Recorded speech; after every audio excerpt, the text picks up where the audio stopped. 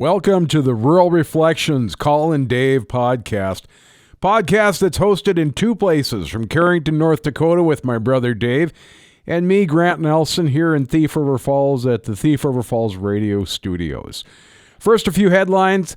Corn, wheat, and soybean futures were little changed in overnight trading as investors weigh concerns about the spread of coronavirus against relatively low prices. In China, more than 9,800 cases have been reported, with the death toll rising to 213, according to officials in the Asian country.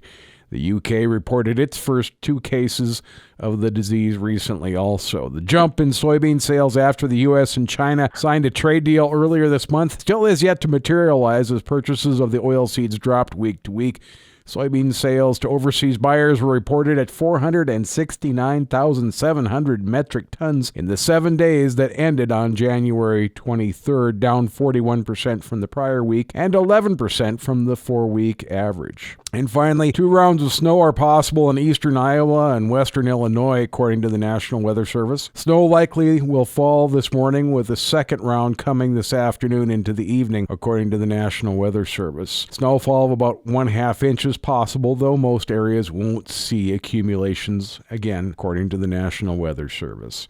So, Dave, those are the headlines from all over the place. I don't know, that sounded like an awful lot of metric tons, but I suppose we typically do sell a lot more than that to China, and we're just kind of waiting for that whole agreement to catch up with us so we can start shipping beans out to the West Coast and sending them overseas. Yeah, I know. It's taken a long time, and I don't know that anybody really expected instant change when it got signed, but at least it's done now, and that's one less thing that's holding back the prices. Yep, and then we got USMCA signed. We're expecting next week probably Canada, and then everybody exchanges their letters, and hopefully that'll speed things up, make things a little bit better, although NAFTA is still in place until USMCA gets enacted fully, so should be all right on that in that field at least. So yeah, and I think we'll see more of an effect from that, quickly than we do from the China one. Yeah, I think China's going to be a next fall type of thing. So what's the weather like out in Carrington? It's starting to warm up. We got an unseasonably warm weekend. We just got sunlight. We had sunlight last night when the sun went down, and it was really nice. And we've had, 8 to 10 days of doom and gloom and frost and all that. And it's just been, kind of sloppy and just kind of crappy in general. But sun came out last night, and then this morning it was cloudy until just a little bit ago, and now we have bright sunshine. And on the south side of the house, on our patio slab, the snow is melting and it's turning to water real fast out there. We're supposed to have low 40s here today. Actually, they're predicting low 60s in the southwestern part of the state today. Oh, I can't even fashion that. Have you been down to southwestern North Dakota to see if there's a lot of snow down there right now? Or no, I haven't, but I understand there isn't much. So if they get 60-degree weather, they're probably going to lose. Those poor people, they're going to lose all their snow. Are they dry down there in southwestern North Dakota, though?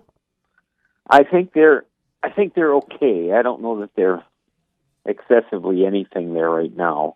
They had been excessively dry here, I suppose 3-4 years ago, and then they got a lot of snow in the winter, and things changed around last year. So I don't know. I think they're probably a little wetter than their norm, but their norm is real dry. So. Now, we've seen pictures. Everybody shared pictures all across the United States of field conditions out in Carrington and in central North Dakota in that area. You're plenty wet over there. We're plenty wet over here. I think the big question, at least for us, is getting out there and getting the corn harvested. How about out in Carrington?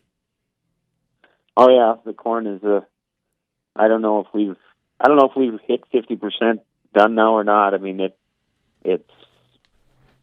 it's got to be somewhere around there anyway, because there hasn't been all that much done over the winter, and there's a lot of corn to come. I've talked to some farmers that haven't done any that have 3,000 or 4,000 acres out yet. So, I talked to one of our old neighbors over at Petro Pumper one day, and they said their son had 2,700 acres to combine. Now, that was probably back in January, but I don't think anything's changed since then. I mean, that's a tremendous amount of corn. I mean, you need a lot of semis just to haul all that, and you need a lot of storage. Although, I've been reading, it sounds like the corn pipeline's getting a little bit empty, so if we can actually get it out of the fields, it might really be worth something. Well, that'd be great if it is, because there need a little bit of a bright spot in something here.